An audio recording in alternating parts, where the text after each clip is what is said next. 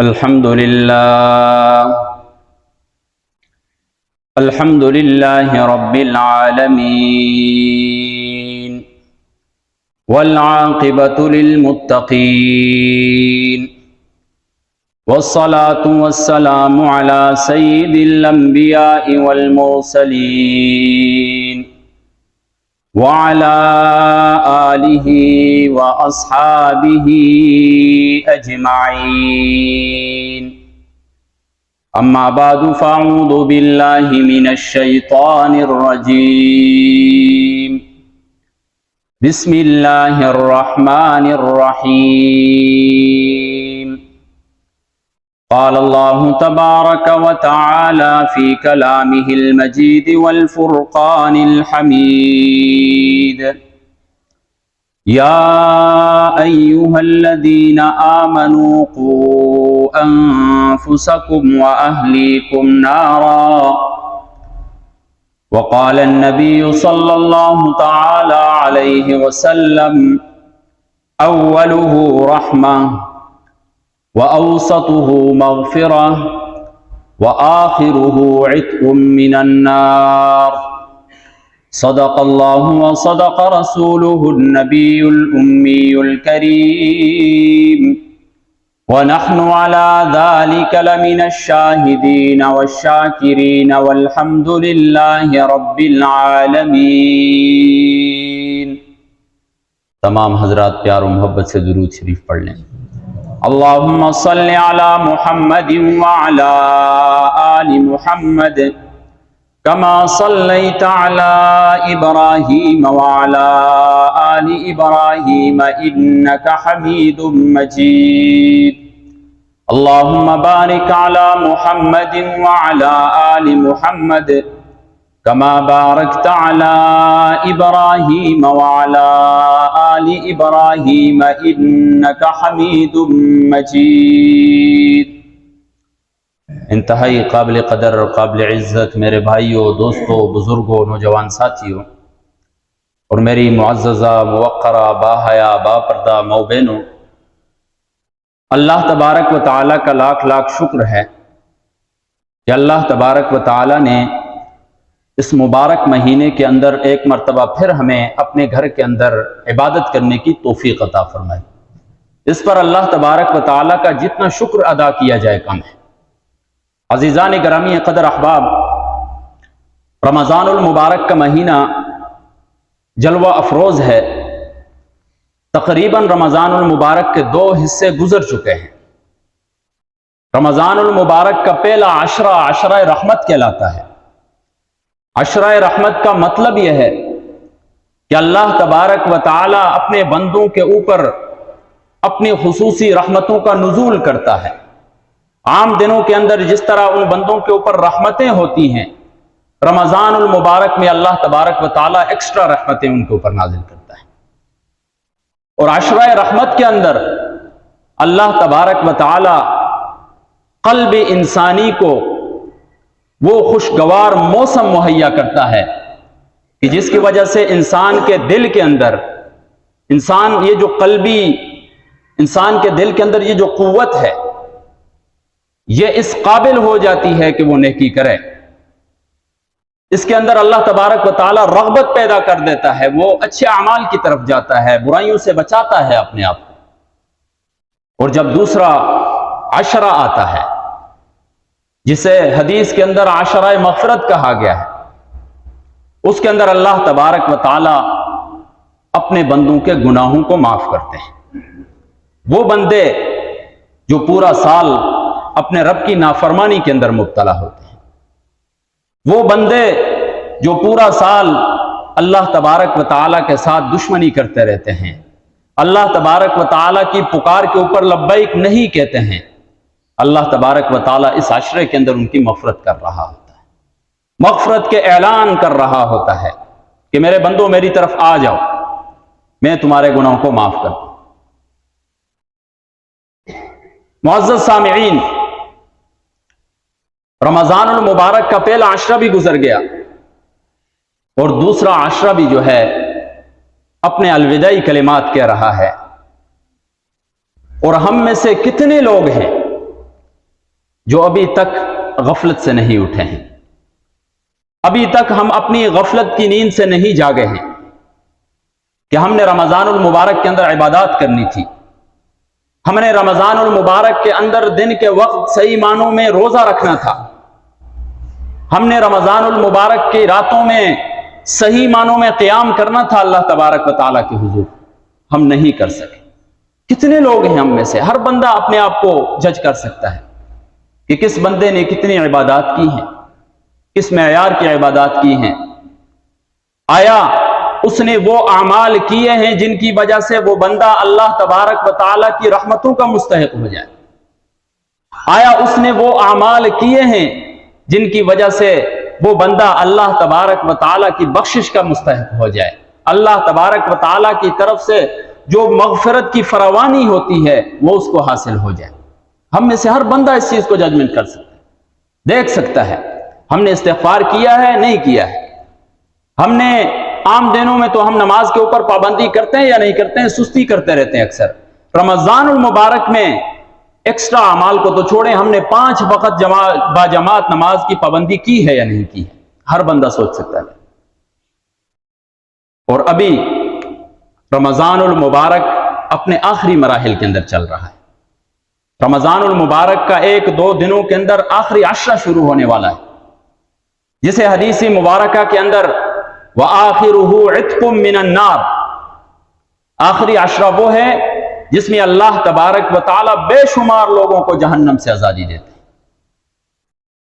بعض روایات میں آتا ہے کہ صرف افطاری کے وقت ہر دن اللہ تبارک و تعالی 10 لاکھ لوگوں سے زائد کی مغفرت فرما دیتے ہیں، 10 لاکھ لوگوں سے زیادہ کی بخشش کرتے ہیں میرے، صرف افطاری کے ٹائم میں، اور ڈیلی کرتے ہیں اتنے۔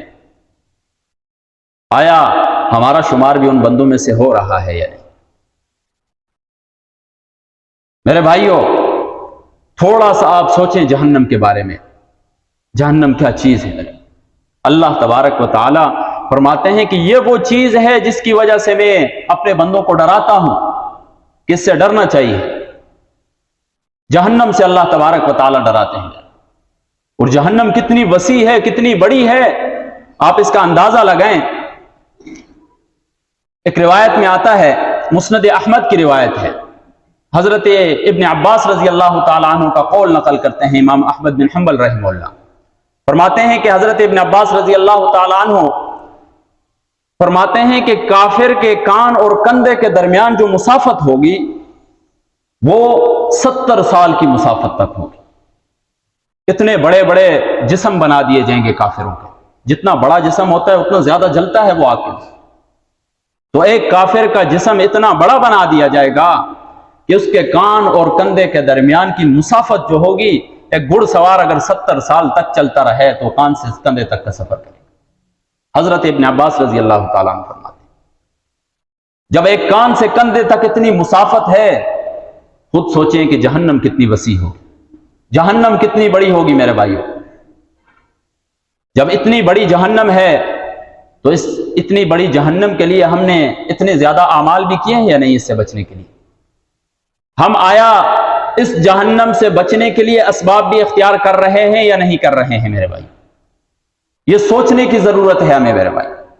اسی طرح مسلم شریف کی روایت ہے، حضور نبی کریم صلی اللہ علیہ وسلم فرماتے ہیں کہ میدان محشر کے اندر جب جہنم کو لایا جائے، جب میدان محشر کے اندر جہنم کو اٹھا کر پیش کیا جائے گا، لایا جائے گا، تو 4 ارب 90 کروڑ فرشتے اس کو اٹھا کر لائیں گے۔ صحیح روایت ہے، مسلم شریف کی روایت ہے، حضور نبی کریم صلی اللہ علیہ وسلم فرماتے ہیں یؤتی بجہنم یومئذ، محشر کے دن جہنم کو لایا جائے گا، لہا 70,000 زمام، اس کے 70,000 زمام ہوں گے۔ زمام پکڑنے کی جگہ جہاں سے پکڑا جاتا ہے، جس طرح کشتی ہوتی ہے پانی کے اندر، اس کو لگام سے باندھا جاتا ہے تاکہ وہ ہل نہ جائے، تو اسی طرح جہنم کے جو زمام ہوں گے وہ 70,000 زمام ہوں گے، اور ہر زمام کے ساتھ 70,000 فرشتے تھامے ہوئے ہوں گے۔ اتنی بڑی وسعت والی جہنم ہے، تو ہمیں ضرورت ہے کہ اتنی بڑی جو وسعت والی جہنم ہے اس کے لیے ہم اتنے بڑے وسیع اعمال بھی کریں۔ اتنے پرخلوص طریقے کے ساتھ ہم اپنی نمازیں بھی پڑھیں تاکہ ہم اس جہنم سے بچ جائیں. آخرت میں جب جہنم کو خطاب کیا جائے گا کہ کیا تو بھر گئی، تو وہ کہے گی اور بھی لے آؤ. یوم نقول لجہنم هل امتلأت وتقول هل من مزید، اور بھی ہیں تو لے آؤ تاکہ میرا ایندھن بن جائیں. ایندھن کیا ہوں گے؟ انسان ہوں گے جہنم کا ایندھن. میرے معبودان باطلہ ہوں گے جنہیں ہم اللہ تبارک و تعالیٰ کے علاوہ پکارتے ہیں، وہ اس جہنم کا ایندھن ہوگا. یوم نقول لجہنم هل امتلأت، جہنم سے کہا جائے گا تو بھر گئی، کہے گی حل میں مزید اور لے آؤ، میرے اندر کافی جگہ ہے. یہ جہنم آوازیں لگا رہی ہوگی میرے پاس. اور اسی طرح تھوڑا آپ جہنم کی ہولناکیاں دیکھیں. قرآن مجید کا مطالعہ فرمائے، جا بجا اللہ تبارک و تعالی جہنم کی ہولناکیاں بیان فرماتے ہیں. جہنم کا غیظ و غضب، اس کا غصہ، اذا رأتهم من مکان بعید سمعوا لها تغیظا وزفیرا، جب دور سے جہنم دیکھے گی کافروں کو، مجرموں کو، تو وہاں سے جوش مارے گی. دور سے وہ جوش مارے گی کہ کسی طرح میرے اندر آ جائے. اتنی ہولناکیاں ہیں میرے بھائیو اس جہنم. اسی طرح اتنا غیظ و غضب کرے گی، تکاد تمیز من الغیظ، قریب ہے کہ وہ اپنے غیظ و غضب کی وجہ سے پھٹ جائے. اتنی ہولناکیاں ہوں گی اس جہنم کی. اور اس کے اوپر جو اللہ تبارک و تعالی فرشتے مقرر کریں گے، علیہا ملائکۃ غلاظ، اس کے اوپر ایسے فرشتے ہوں گے غلاظ جو بدصورت ہوں گے، انسان نے تصور بھی نہیں کیا ہوگا اتنی بدصورتی ہوگی.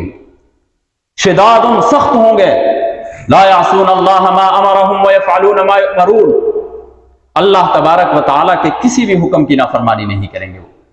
جو ان سے کہا جائے گا وہ امر پیرا کریں گے اس کے اوپر. اتنے سخت فرشتے ہوں گے اس جہنم کے. اور جو جہنمی ہوں گے، جب ان کی نظر جہنم کے اوپر پڑے گی تو خود بخود ان کے چہرے جو ہیں وہ سیاہ ہو جائیں گے. جو مجرمین ہوں گے، جو کافر ہوں گے، ان کے چہرے سیاہ ہو جائیں گے جہنم کو دیکھ کر. میرے کانما اوشیت وجوہہم قطعا من اللیل مظلما، گویا کہ رات، اندھیری رات کے ایک ٹکڑے نے ان کے چہروں کو ڈھانپ لیا ہو، اس طرح سیاہ ہو جائیں گے ان کے چہرے. اور جو جہنمی ہوں گے، جہنم کی آگ اتنی خوفناک ہوگی کہ جب جب وہ جہنمیوں کی کھال کو پگھال دے گی، اللہ تبارک و تعالیٰ نئی کھال پیدا کر دے. وہ دوبارہ پگھلے گی، پھر نئی کھال پیدا ہو جائے. کلما نضجت جلودہم بدلناہم جلودا غیرہا لیذوقوا العذاب، جب بھی ان کی کھالیں پگھل جائیں گی تو اللہ تبارک و تعالیٰ فرماتے ہیں بدلنا، ہم اسے تبدیل کر دیں گے، نئی کھال لے آئیں گے. لیذوقوا العذاب، تاکہ وہ عذاب کو چکھ لیں، ان کو پتہ چلے کہ اللہ تبارک و تعالیٰ کے حکم کی نافرمانی کی کیا سزا ہے. انہیں پتہ چلے کہ جنت جہنم بھی ہے، انہیں پتہ چلے کہ آخرت کا بھی تصور ہے. میرے بھائیو، بڑی مشکل زندگی ہے. یہ 2 دن کی زندگی ہے میرے بھائی، یہ مچھر کا پر ہے میرے بھائیو. اس نے ایک دن ختم ہو جانا ہے، اس کے اوپر فنا آ جانی ہے، اس نے چند سیکنڈوں کے اندر ختم ہو جانا ہے. ہم نے موو ہونا ہے ایک نئی زندگی کی طرف، ایک ہمیشہ ہمیشہ والی زندگی کی طرف. میرے بھائی، آج ہم اس ہمیشہ ہمیشہ والی زندگی کے لیے کتنے اعمال کر رہے ہیں، سوچنے کی ضرورت ہے میرے بھائی. آج ہم اپنی جو نہ ختم ہونے والی زندگی ہے اس کے لیے کتنی تکلیفیں برداشت کر رہے ہیں. ہم تو آج اپنی زندگی کے اندر مست ہیں میرے بھائی. دنیا، حب جاہ، حب مال، دنیا کے کاموں میں ہم پڑے ہوئے ہیں. کسی طرح ہم بنگلہ بنا لیں، اچھی گاڑی لے لیں، اچھی پراپرٹی ہم بنا لیں اپنے لیے. ہم تو ان چیزوں کے پیچھے پڑے ہوئے ہیں، اور انسان ان کے پیچھے بھاگتا رہتا ہے. کوئی اچھی گاڑی کے پیچھے بھاگتا رہتا ہے، کوئی دنیا کے پیچھے بھاگتا ہے، کوئی بنگلے کے پیچھے بھاگتا ہے. موت کا فرشتہ اس کے پیچھے بھاگ رہا ہوتا ہے. موت کا فرشتہ اسے پکڑ لیتا ہے. شداد کا واقعہ آپ نے سنا ہوگا. دنیا میں اپنے لیے جب جنت بنائی تھی اس نے، فرشتے سے پوچھا گیا، موت کے فرشتے سے، کبھی آپ کو ترس آیا ہے روح نکالتے ہوئے؟ تو کہا کبھی بھی مجھے ترس نہیں آیا، لیکن 2 جگہیں ایسی تھی ان پر مجھے روح نکالتے ہوئے ترس آیا. کہنے لگا کہ ایک وہ جگہ تھی کہ سمندر کے اندر کشتی چل رہی تھی، اس کشتی کے اوپر ایک ماں بیٹھی ہوئی تھی، اس ماں کی گود کے اندر ایک بچہ تھا، اس کا دودھ پی رہا تھا. اور مجھے حکم ہوا کہ اس ماں کی روح کو قبض کر لیا جائے، تو مجھے وہاں پر ترس آیا کہ میں اس ماں کی روح کو قبض کر لوں گا تو اس بچے کا کیا ہوگا، لیکن حکم تھا، حکم کی تو تعمیل ہوگی۔ جب اس کی ماں کی روح کو قبض کیا جاتا ہے، اللہ تبارک و تعالیٰ اس بچے کو تختے کے اوپر لہلاتے ہوئے، موجوں سے بچاتے ہوئے کنارے پر لے جاتے ہیں۔ اللہ تبارک و تعالیٰ اسے کھلاتے ہیں، پلاتے ہیں، اس کی پرورش کراتے ہیں، اور وہ بچہ جب بڑا ہوتا ہے تو اپنے لیے جنت بنا لیتے ہیں۔ یہ شداد وہی بچہ تھا جس کے اللہ تبارک و تعالیٰ نے اتنی مشکلات کے اندر، جب اس کا کوئی نہ تھا، اس کی ماں بھی نہیں تھی، اللہ تبارک و تعالیٰ نے اسے سہارا دیا اور اپنے لیے دنیا میں جنت بنا لی۔ اور جنت بنا کر بھی اتنا بدقسمت تھا کہ جنت کے اندر جب پہلا قدم رکھتا ہے اس کی روح قبض ہو جاتی ہے، اپنی ہی جنت سے خود بھی فائدہ حاصل نہیں کر سکتا۔ یہی مثال ہے ہماری دنیاوی زندگی کی میرے بھائیوں۔ ہم یہ دنیا کی چیزوں کے پیچھے بھاگ رہے ہیں، دن بدن ہم ان کے پیچھے لگے ہوئے ہیں۔ ان چیزوں نے ایک دن رہ جانا ہے، انسان نے چلے جانا ہے واپس۔ انسان کو وہی کام آئے گا جو اس نے اپنے لیے آگے بھیج دیا ہے، جو اس نے اچھے اعمال کر دیے ہیں، جو اس نے صدقہ جاریہ اپنے لیے کر دیا ہے۔ کوئی بچہ پڑھا لیا، اپنا دین پڑھا لیا، قرآن سکھا لیا، اسے نماز سکھا لی، وہ قرآن پڑھتا جائے گا، اسے ثواب ملتا جائے گا۔ کوئی کنواں کھود دیا، کوئی رفائی کام کر دیا ہے، وہ چلتا رہے گا، اسے ثواب ملتا رہے گا میرے بھائی۔ یہ چیزیں ہمیں کام آئیں گی آگے، یہ بنگلے، یہ گاڑیاں، یہ ہمیں کام نہیں آئیں گی میرے بھائی۔ تو یہ جہنم کی ہولناکیاں ہیں میرے بھائیوں۔ تو اس جہنم سے بچنے کے لیے میرے بھائیوں سب سے پہلا سبب یہ ہے کہ ہم توحید کا اقرار کریں، اللہ تبارک و تعالیٰ کو صحیح معنوں میں ایک مان لیں میرے بھائی، محمد الرسول اللہ صلی اللہ علیہ وسلم کی رسالت کا اقرار کر لیں صحیح معنوں کے اندر، تب جا کر ہم اس جہنم سے بچ سکتے ہیں۔ کتنے لوگ ہیں اللہ کو مانتے ہیں، محمد الرسول اللہ کو نہیں مانتے ہیں۔ محمد الرسول اللہ کو مانتے ہیں، آج کل تو سوشل میڈیا پر الہاد اتنا پھیلا ہوا ہے میرے بھائیوں کہ رب کے وجود کا انکار ہو رہا ہے۔ کہاں جا رہی ہے ہماری قومیں، کہاں جا رہے ہیں ہمارے لوگ کہ جو اپنے دین کو بھی چھوڑ رہے ہیں، ساتھ ساتھ اللہ تبارک و تعالیٰ کا بھی انکار کر رہے ہیں معاذ اللہ۔ یہ فتنے بڑھ رہے ہیں میرے بھائی۔ تو سب سے کامیاب ترین شخص وہ ہوگا جس کے دل کے اندر ایمان والی نعمت ہوگی، جس کا دل ایمان کی نعمت سے مزین ہوگا، سب سے کامیاب ترین شخص وہ ہوگا۔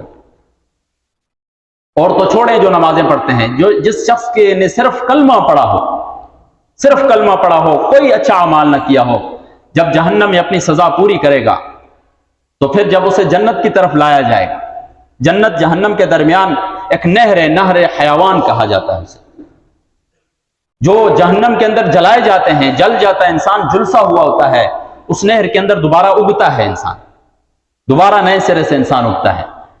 تو اس کو جب جو سب سے آخری جنتی ہوگا، سب سے آخری، سب سے ادنا جنتی ہوگا، جب جہنم سے نکل کر وہ نہر حیوان کے اندر غسل کر کے وہاں سے جب جنت کی طرف لے کر جایا جائے گا، جسے جنت کے قدموں میں جگہ ملے گی، اس کی جنت کتنی بڑی ہوگی میرے بھائیو، تھوڑا تصور کریں آپ۔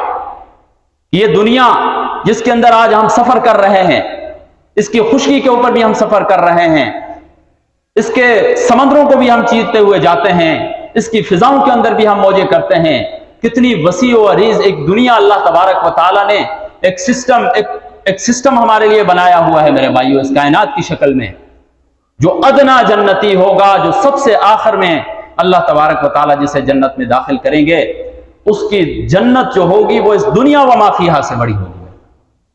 اور اتنا بھی نہیں ہے، حدیث کے اندر یہ بھی آتا ہے کہ اللہ تبارک و تعالیٰ فرماتے ہیں میرے بندے تو اس پر بھی خوش نہیں ہے تو میں اس کو 10 گنا کر دیتا ہوں، دنیا و ما فیہا کو 10 سے ضرب دیا جائے، اس سے بھی بڑی صرف ادنا جنتی کی جنت ہوگی میرے۔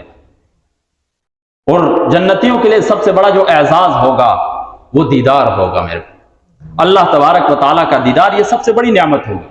یہ دیدار کو ایک عاشق ہی سمجھ سکتا ہے، دیدار کی کیا لذت ہوتی ہے، ایک عاشق بندہ ہی سمجھ سکتا ہے۔ تو اللہ تبارک و تعالیٰ کا جو عاشق ہوتا ہے وہی اس کی قدر و قیمت جانتا ہے کہ اللہ تبارک و تعالیٰ کے دیدار کی کیا لذت ہے۔ اور دیدار کب نصیب ہوگا؟ جب ہم دنیا کے اندر اپنی من چاہی زندگی چھوڑ کر رب چاہی زندگی اختیار کر لیں گے، جب ہم محمد الرسول اللہ صلی اللہ علیہ وسلم کی پیروی شروع کر لیں گے، اپنے اقوال میں، اپنے افعال میں، اپنے کاموں میں اٹھتے بیٹھتے ہوئے ہم محمد رسول اللہ صلی اللہ علیہ وسلم کی پیروی کریں گے۔ اطاعت الرسول، رسول اللہ صلی اللہ علیہ وسلم کی ہم مکمل طور پر اطاعت کریں گے، تب جا کر ہم کامیاب ہوں گے۔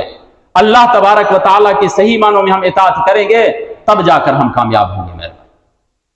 اور جو وَمَن يَعْصِ اللَّهَ وَرَسُولَهُ، جو اللہ اور اس کے رسول کی نافرمانی کرتا ہے، اس کے حکموں سے روگردانی کرتا ہے، تو اللہ تبارک و تعالیٰ اسے بہت سخت عذاب دینے والے، بہت سخت عذاب دینے والے ہیں میرے بھائی۔ آپ اندازہ لگائیں اس حدیث سے، حضور نبی کریم صلی اللہ علیہ وسلم تشریف لاتے ہیں مسجد میں، مسجد نبوی ہے، ممبر کی سیڑھی کے اوپر قدم رکھتے ہیں، فرماتے ہیں آمین، دوسری سیڑھی کے اوپر قدم رکھتے ہیں، فرماتے ہیں آمین، تیسری سیڑھی کے اوپر قدم رکھتے ہیں، فرماتے ہیں آمین۔ صحابہ کرام رضوان اللہ تعالی علیہم اجمعین تعجب سے دیکھ رہے ہیں کہ حضور نبی کریم صلی اللہ علیہ وسلم آئے، ممبر کے اوپر قدم مبارک رکھا، آمین فرمایا، پھر دوسری سیڑھی پر رکھا، آمین فرمایا، تیسری سیڑھی پر رکھا، آمین فرمایا، کیا ماجرا ہے؟ جب سوال کرتے ہیں حضور نبی کریم صلی اللہ علیہ وسلم سے، تو اللہ کے رسول صلی اللہ علیہ وسلم فرماتے ہیں میرے پاس جبرائیل امین آئے تھے اور انہوں نے 3 بدوائیں دی اور میں نے 3 بدواؤں کے اوپر آمین کہا ہے۔ غور کریں، جگہ کون سی ہے؟ مسجد نبوی ہے، ممبر رسول ہے، بدوا دینے والے جبرائیل ہیں، آمین کہنے والے محمد الرسول اللہ ہیں۔ اس بدوا کی قبول ہونے میں کوئی شک رہ جاتا ہے؟ ہرگز شک نہیں رہتا ہے۔ محمد الرسول اللہ جس دعا کے اوپر آمین کہہ رہے ہیں، جبرائیل امین جسے بدوا دے رہے ہیں، اور جگہ بھی کون سی ہے؟ مسجد نبوی ہے، ممبر کون سا ہے؟ ممبر رسول ہے۔ کون سی بدوائیں دی جا رہی ہیں میرے بھائیوں؟ غور کرنے کی ضرورت ہے، تھوڑا سا غور کریں ہم اپنی زندگیوں کے اندر۔ جبرائیل امین فرماتے ہیں رغم انف رجل، اس شخص کا ناک خاک آلود ہو جائے، ہلاک ہو جائے وہ شخص کہ جس نے اپنے دونوں والدین کو یا ان میں سے کسی ایک کو پایا اور ان سے مغفرت نہیں کروا لی، ان سے بخشش نہیں کروا لی، اپنے والدین کو حیات پایا اور ان کی خدمت نہیں کرتا ہے۔ سوچیں میرے بھائیو اس پہلو کو کہ ہم خدمت تو کیا والدین کو ستاتے ہیں، ہماری ممتا تو سڑکوں کے اوپر خوار ہو رہی ہوتی ہے، ہم ناز و نعم کے اندر پل رہے ہوتے ہیں، ہمارے والد تو گرمی کی راتوں کے اندر ہمارے لیے مشکلات برداشت کر رہے ہوتے ہیں، ہم تو انہیں سہولتیں دینے کے بجائے ہم تو تکلیفیں دیتے ہیں۔ ہم تو تھوڑے سے بڑے ہو گئے، ہم تو سمجھتے ہیں ان کو کچھ پتہ ہی نہیں ہے، ہم تو اپنے آپ کو علامہ فہامہ سمجھنے لگ جاتے ہیں۔ جبرائیل امین بددعا دے رہے ہیں کہ جس نے اپنے والدین کو اپنی زندگی کے اندر پایا اور اپنی مغفرت نہیں کرا سکا، بدقسمت ہے، ہلاک ہو جائے وہ شخص، اس کا ناک خاک آلود ہو جائے، اتنا بھی وہ نہیں کر سکتا ہے۔ اور دوسری بددعا کے کیا دیتے ہیں جبرائیل امین؟ فرماتے ہیں کہ خاک آلود ہو جائے اس شخص کا ناک، یعنی ہلاک ہو جائے وہ شخص جس کے سامنے حضور نبی کریم صلی اللہ علیہ وسلم کا نام لیا جائے اور وہ درود شریف میں پڑھے۔ اس کے اوپر سب کہیں صلی اللہ علیہ وسلم، صلی اللہ علیہ وسلم۔ جب کوئی بھی شخص درود پڑھتا ہے، فرشتوں کے ذریعے حضور نبی کریم صلی اللہ علیہ وسلم تک پہنچائی جاتی ہے۔ روضہ رسول پر پڑھتا ہے تو براہ راست حضور سنتے ہیں، اور جب عام جگہوں میں پڑھی جاتی ہے، روضہ رسول سے دور پڑھی جاتی ہے، فرشتوں کے ذریعے پہنچائی جاتی ہے کہ فلاں بن فلاں نے آپ پر درود پڑھا ہے حضور۔ تو میرے بھائیوں، جب بھی ہمارے سامنے زندگی کے کسی بھی شعبے میں جہاں کہیں بھی حضور نبی کریم صلی اللہ علیہ وسلم کا نام آئے تو ہم نے درود پڑھنا ہے۔ کیا ٹائم لگتا ہے اس کے اوپر؟ لیکن جو شخص اتنا بھی نہیں کر سکتا ہے، محمد الرسول اللہ سے اتنا بھی بے وفائی کرتا ہے، تو اس کے لیے جبرائیل امین کی بددعا ہے میرے بھائی۔ اور تیسری بددعا جو دی ہے، جبرائیل امین فرماتے ہیں رغم انف رجل ادرک رمضان فلم یغفر له، ناک خاک آلود ہو جائے اس شخص کا، ہلاک ہو جائے وہ شخص، اللہ کی رحمت سے محروم ہو جائے وہ شخص جو رمضان المبارک کو پائے اور اپنی مغفرت نہ کرا سکے۔ رمضان المبارک کا مہینہ اللہ تبارک و تعالیٰ اسے نصیب کرے اور وہ اپنی مغفرت نہ کرا سکے، بد نصیب ہے وہ شخص، بد قسمت ہے وہ شخص۔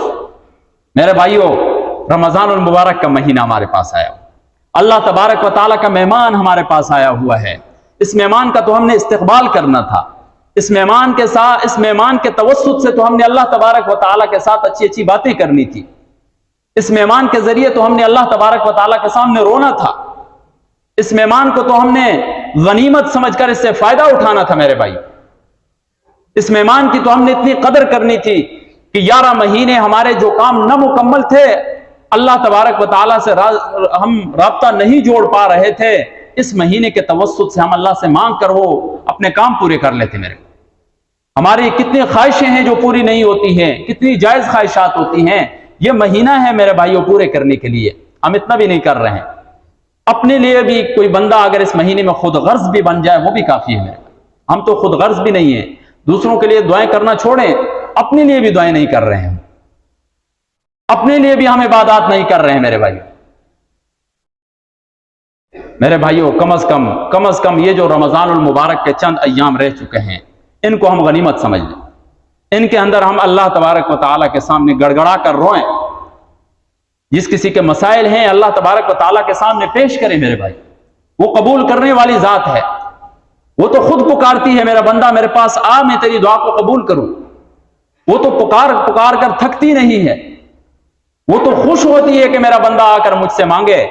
دنیاوی قانون میں تو ایک بندے کے پاس چلے جاؤ، ایک دفعہ جاؤ، دوسری دفعہ جاؤ، تیسری دفعہ تو وہ پیشانی چڑھا لیتا ہے، وہ تو منہ بنا لیتا ہے کہ تیسری دفعہ بھی آ گیا میرے پاس مانگنے کے لیے.